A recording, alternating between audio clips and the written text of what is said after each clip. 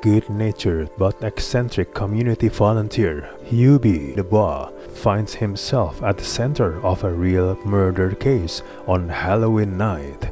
Despite his devotion to his hometown of Salem and its Halloween celebration, Hubie Dubois is a figure of mockery for kids and adults alike.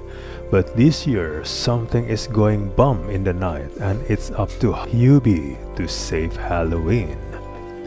Adam Sandler has made a name for himself as a slapstick comedian of the highest order. Silliness is his brand, and besides punch-drunk love and uncut gems, the actor is not known for tackling seriousness by any stretch of the imagination. This movie is no exception.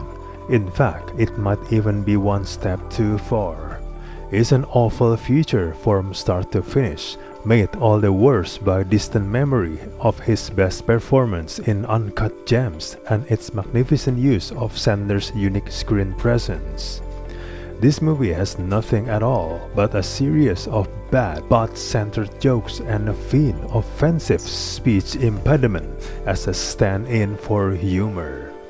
We love a bit of slapstick as much as anyone, but there's only so many times Sandler can careen over his bicycle handlebars or overreact to a jump scare before it becomes flat-out boring. The movie content to put thrift store t-shirts with crude messages on Hubie's elderly mother, highlight pranks from the locals that intend to humiliate the main character, and there's an entire scene in the future devoted to Hubie trying to calmly approach a dog who quickly defecates and then consumes its own excrement. Poop and pee comedy is plentiful in this movie. This movie doesn't have a heart or a relationship to root for.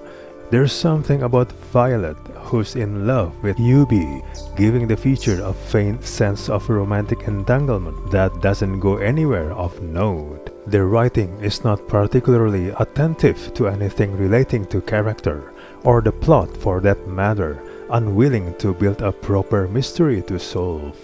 The storytelling certainly is not there, with this movie dealing vaguely with the character's battle for bravery, using the spookiest night in the Salem to finally prove his worth, silencing his violent critics.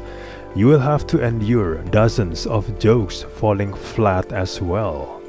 As a whole, the movie seems confused in deciding who it is for. The humor is not crass or insensitive, but not endearing enough for fans of Minions. It doesn't even strike the middle ground of the Lego movie.